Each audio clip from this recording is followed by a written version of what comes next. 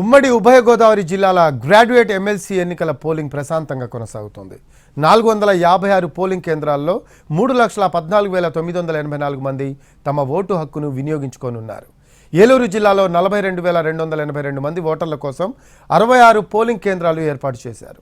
ఏలూరులో పోలింగ్ సరళిపై మరింత సమాచారాన్ని మా కరెస్పాండెంట్ మల్లికార్జున్ అందిస్తారు.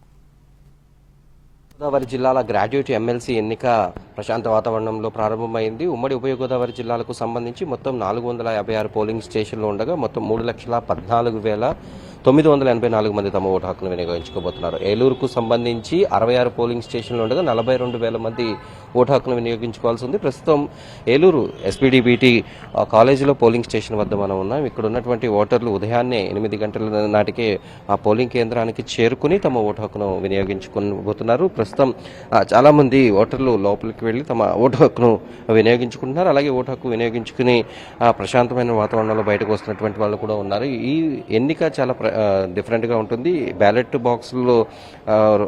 బాక్సుల్లో తమ ఓటు హక్కు తమ ఎంచుకున్నటువంటి అభ్యర్థి పేరు ముందు నెంబర్ 1 అనేది నోట్ చేయాల్సి ఉంటుంది. అంతకు మించి ఎటువంటి గుర్తులు కూడా దాని ముందు వేయకూడదు. అలా వేసినట్లయితే అవి ఒక మామూలుగా ఓటు అనేది పరిగణలోకి రాదు. అలాగే ఇక్కడ ఓటు హక్కు అనేది వినియోగించుకునేందుకు వచ్చేటటువంటి ఓటర్లకు ఎటువంటి ఇబ్బందులు లేకుండా ప్రత్యేకమైనటువంటి రూల్స్ అనేవి ఇక్కడ కంటిన్యూ అవుతున్నాయి. ప్రస్తుతం పోలింగ్ కేంద్రానికి ఉదయం నుంచి కూడా ఓటర్లు అనేవాళ్ళు కొనసాగుతున్నారు. తమ ఓటు హక్కును వినియోగించుకుని వచ్చినటువంటి ఓటర్లు కూడా తాము ఓటు హక్కును వినియోగించుకున్నట్టుగా వేసినటువంటి మార్కును కూడా చూపిస్తున్నారు. అలాగే జిల్లాలో ఉన్నటువంటి అన్ని పోలింగ్ కేంద్రాలు ఏలూరు జిల్లాకు సంబంధించి 66 పోలింగ్ కేంద్రాల వద్ద పటిష్టమైనటువంటి ఏర్పాట్లు, అలాగే ఎప్పటికప్పుడు పోలింగ్ సరళిని పరిశీలించేందుకు మైక్రో అబ్జర్వర్లు, అలాగే పోలీస్ సిబ్బంది ఎక్కడికక్కడ తమ విధి నిర్వహణలో ఉన్నారు. అయితే గతంలో జరిగినటువంటి విధంగానే ఇక్కడ ఎటువంటి అవాంఛనీయ సంఘటనలు జరగకుండా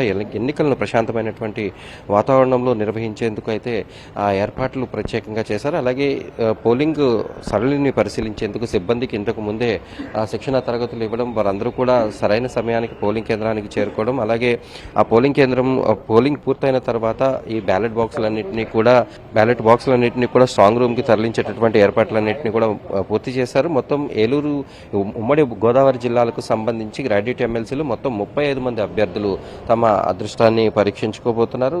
అయితే ఈ ఎన్నికలు ముగిసిన తర్వాత మార్చి 3వ తేదీన కౌంటింగ్ అనేది ప్రారంభమవుతోంది.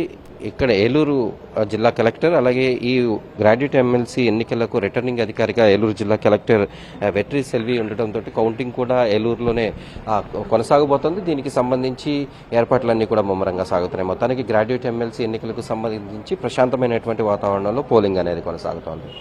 జర్నలిస్ట్ ఈశ్వర్తో మల్లికార్జున్, ఏలూరు జిల్లా నుంచి.